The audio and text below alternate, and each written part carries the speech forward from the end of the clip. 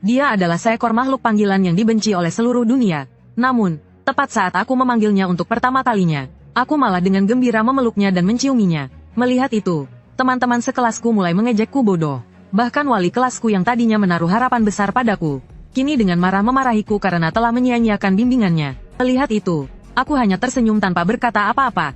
Sebaliknya, aku menjual semua hartaku untuk membeli 100 pon daging monster dan memberikannya kepada anjing kecil itu untuk mengaktifkan bakat tersembunyinya. Saat ini, aku mengelus kepala kecilnya. Notifikasi kontrak pun muncul di benakku.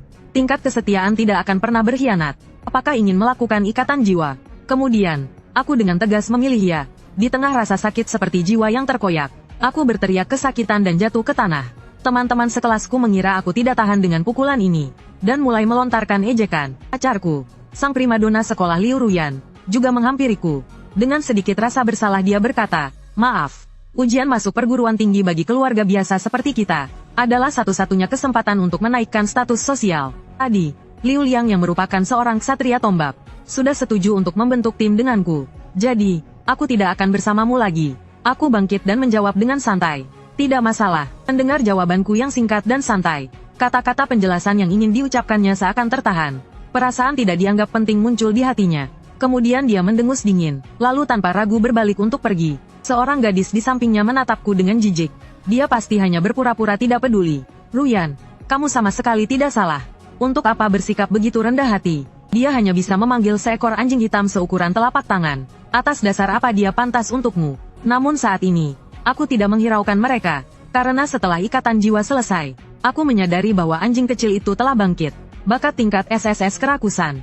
Dia bisa mengubah semua makanan yang ditelannya menjadi energi, dan bertumbuh tanpa batas model. Terobosan evolusi. Sepertinya penderitaan ini tidak sia-sia. Di seluruh Daxia orang yang membangkitkan bakat tingkat SSS bisa dihitung dengan jari. Setiap kali muncul satu orang negara akan sangat memperhatikannya dan melindunginya. Alasannya tentu saja karena mereka terlalu kuat. Aku menangkap anjing hitam kecil itu, dan menariknya ke hadapanku. "Mulai sekarang namamu adalah Heiming. Bekerjalah dengan baik untukku." Heiming menjilati dirinya sendiri. Dengan ekspresi wajah gembira, aku melemparkan sepotong daging padanya. Tak lama kemudian langsung habis dilahap.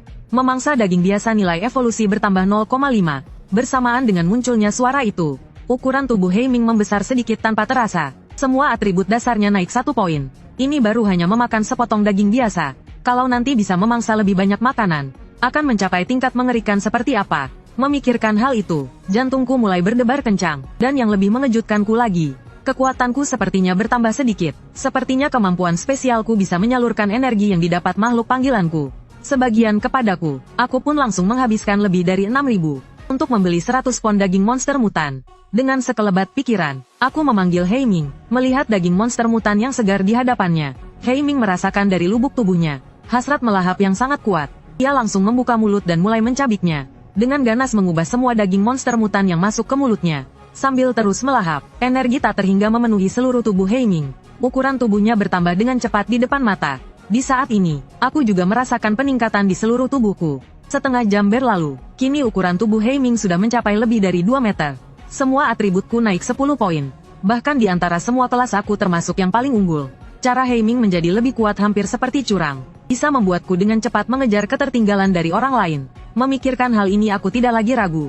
Aku menekan tombol evolusi sistem. Di saat aku menekannya, sumber bakat mengerikan di dalam tubuh Heiming bergetar. Seketika kekuatan evolusi hitam yang khas meledak. Sel-sel membelah dan menyusun kembali gen. Kehidupan melonjak ke tingkat yang lebih tinggi. Selamat makhluk panggilanmu Heiming memperoleh skill. Robekan. Selamat makhluk panggilanmu Heiming membangkitkan bakat baru. Raksasa. Meningkatkan ukuran tubuh sebanyak 3 kali lipat.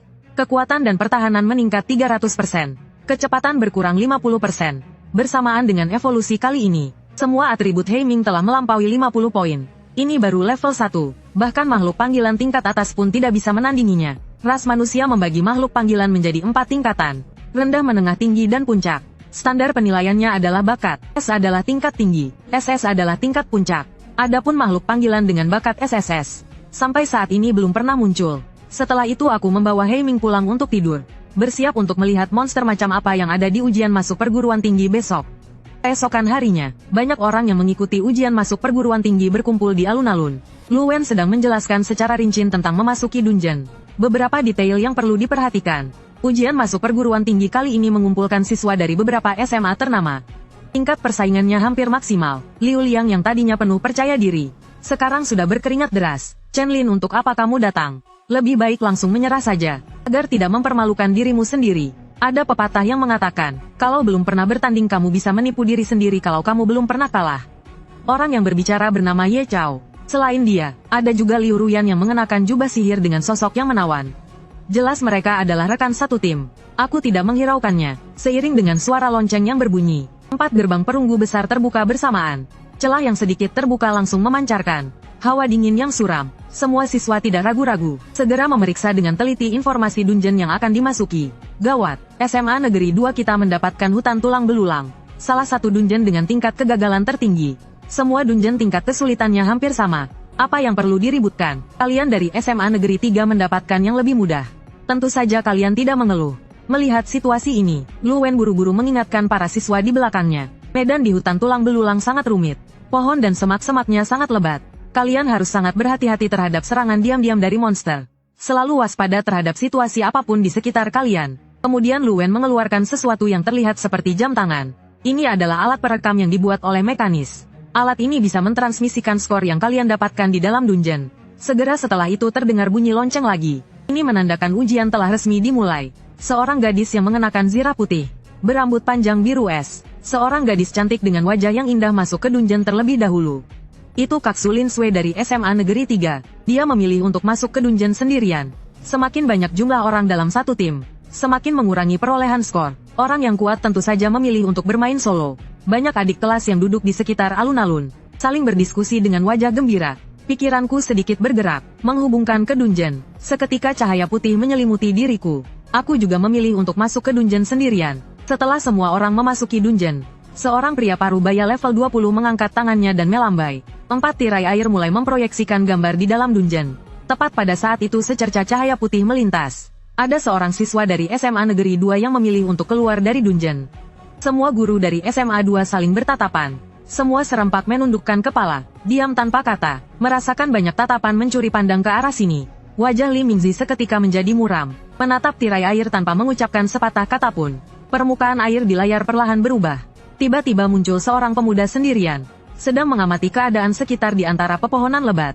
Wajah Li Mingzi terkejut. Layar tunggal. Dalam pergantian profesi di SMA 2 kita kemarin, apa ada murid sehebat ini?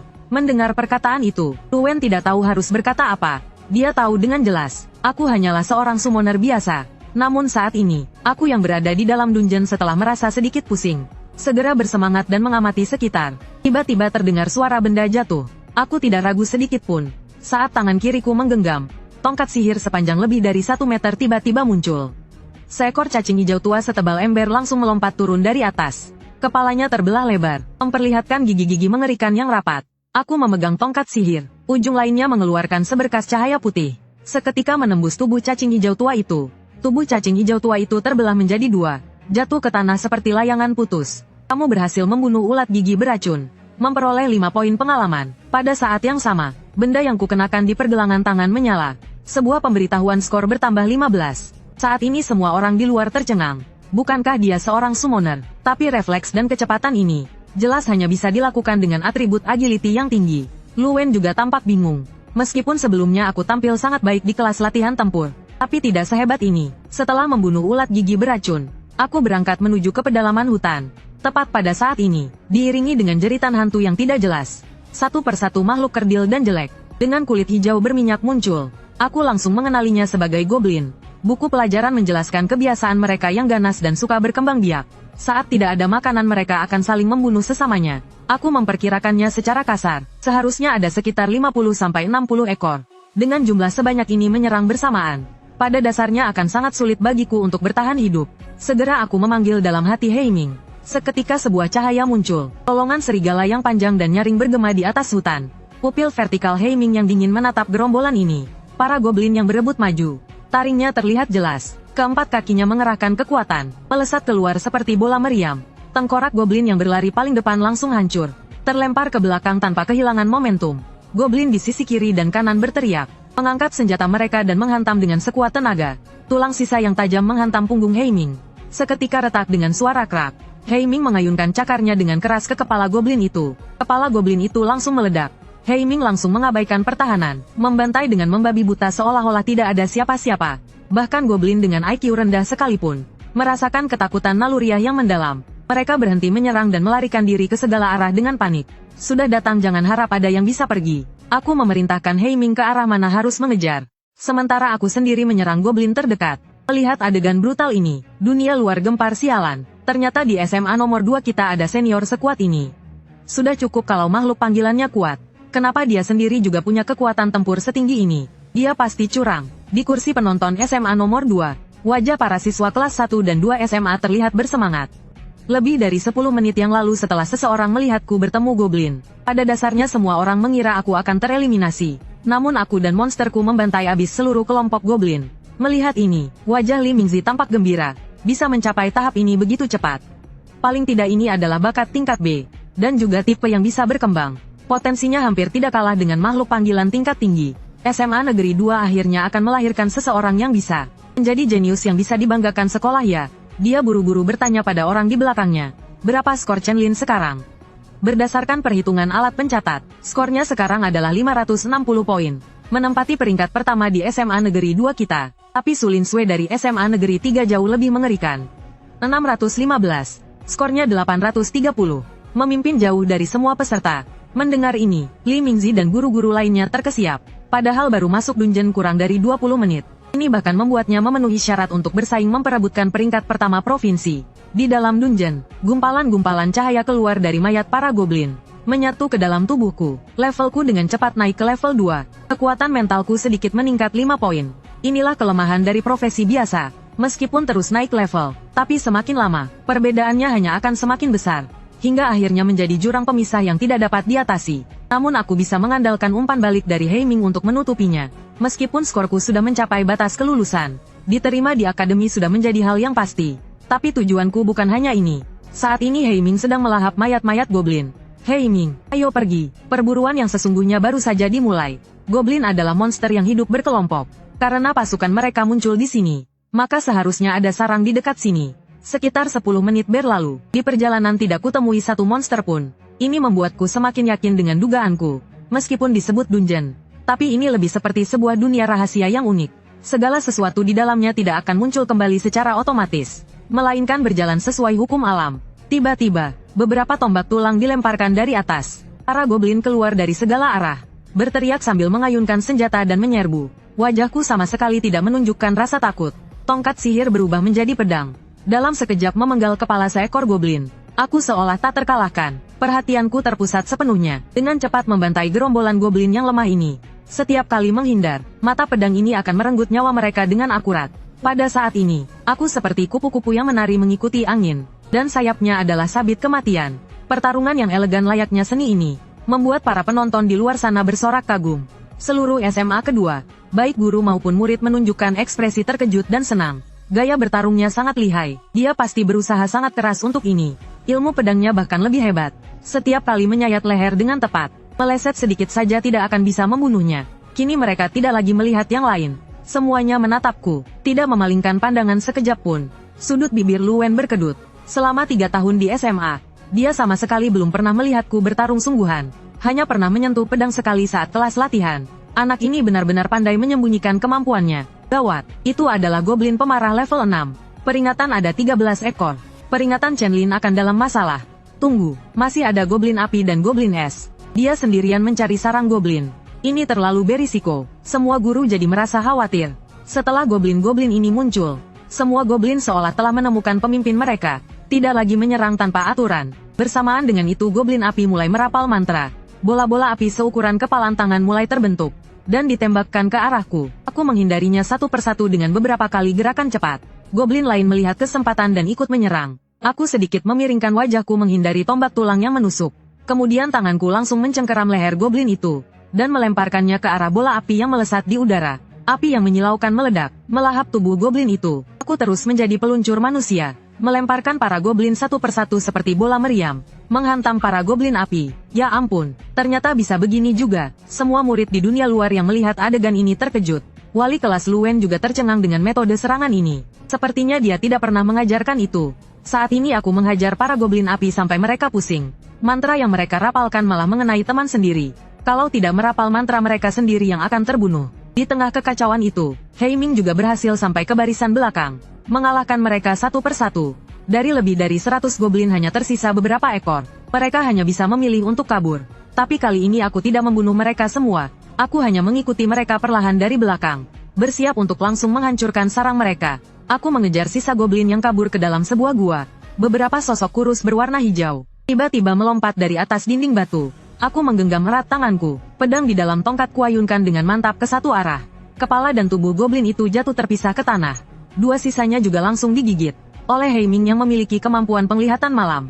Dengan suara kerak dia menelannya dengan nikmat. Tiba-tiba di tikungan lorong muncul banyak sekali cahaya api. Ekspresiku sedikit berubah. Aku langsung mundur dengan cepat. Banyak sekali sosok berwujud jelek merayap di dinding batu. Ekspresiku menjadi serius. Aku berteriak keras Hei Ming. Ukuran tubuh Hei Ming seketika menjadi mengerikan. Bakat gigantifikasi kecepatan meroket. Dia tiba-tiba menerjang ke depan menghantam para goblin di udara. Para goblin di sekitarnya terpental kocar-kacir. Hei Ming mengayunkan cakar besarnya. Langsung menghancurkan mereka hingga tubuhnya meledak. Daging dan darah berceceran. Pada saat ini, terdengar raungan buas yang memekakkan telinga. Lehernya ditumbuhi bulu lebat. Otot-ototnya menonjol. Tubuhnya.